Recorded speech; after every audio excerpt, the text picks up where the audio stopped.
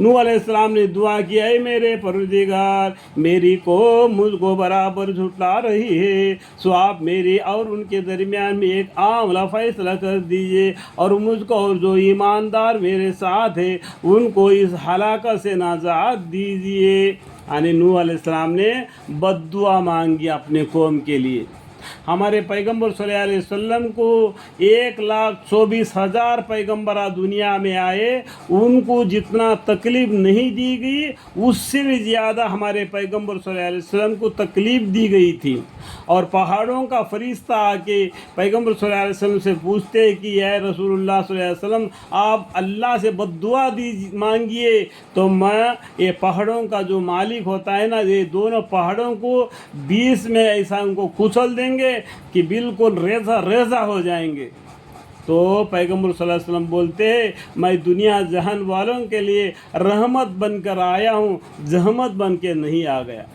कभी उन्होंने बद्दुआ नहीं दी, और आखिरत में मरते दम भी यही कहते रहे, या उम्मती या उम्मती या उम्मती या उम्मती, करते करते अपनी जान दे दिए।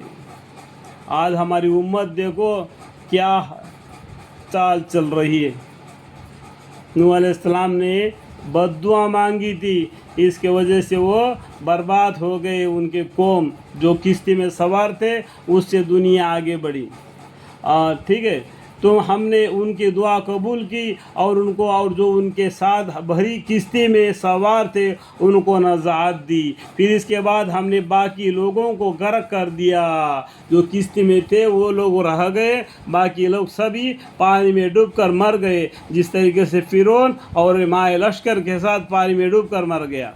ठीक है, इस वाक़े में भी बड़ी इबरत है, और ये बावजूद इसके इन कफ़ार मक्का में अक्सर लोग ईमान नहीं लाते। इस तरीके से गुजरा हुआ किस्सा कहानियाँ बोल के तुमको सुनाया जा रहा है ताकि तुम इबरत हासिल करने के लिए। फिर भी ये मक्का वाले कफ़ार ईमान नहीं लाते, और बेशक आपका रब ज़बरदस्त और मेहरबान है।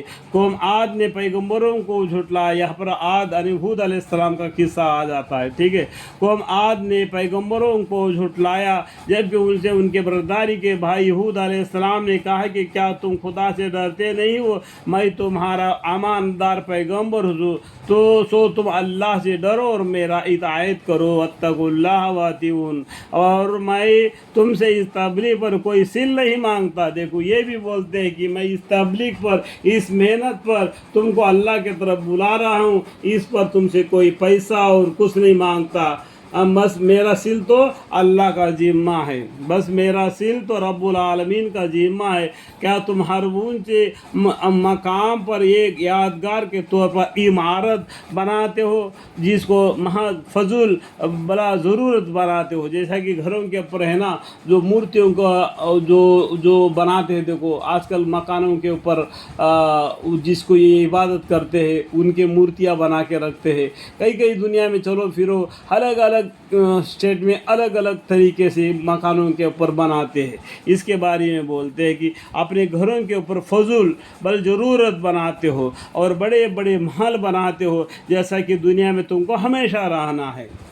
ये चंद दिन के दुनिया है कि हमेशा रहना, इतना बड़े बड़े पक्के मकान बनाते हैं, और जब किसी पर दारोगैर करने लगते हो तो बिल्कुल ज़ाबर और ज़ालिम बनकर दारोगैर करते हो।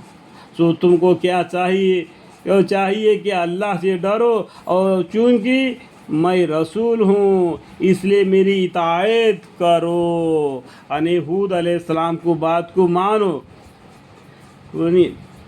हूद अलैहिस्सलाम या हूद के हूद अलैहिस्सलाम की बात को मानो, अल्लाह से डरो, और उस अल्लाह से डरो जिससे तुम्हारे उन चीज़ों से मदद की जिनको तुम जानते थे, और मदद की जिनकी तुम जानते हो। यानी मौसी और बेटों और बागों और चश्मों से तुम्हारी अमदाद की। अल्लाह ताला ने तुमको जानवरें दे दिए जिससे दूध भी निकलता है, और उससे सवारी भी करते हो, और तुमको औलाद दे दी, और बगीचे दे दिया, पानी के चश्मे दे दिए, تاکہ ہرا بھرا رہنے کے لیے، یہ سب کچھ اللہ نے دے دیا، تو اس دیے ہوئے اللہ کو چھوڑ کر تم کدھر الٹے چلے جا رہے ہو؟ مجھ کو تمہارے حق میں اگر ان حرکت سے باز نہ ہوگے ایک بڑے سخت دن کے عذاب کا اندیشہ ہے۔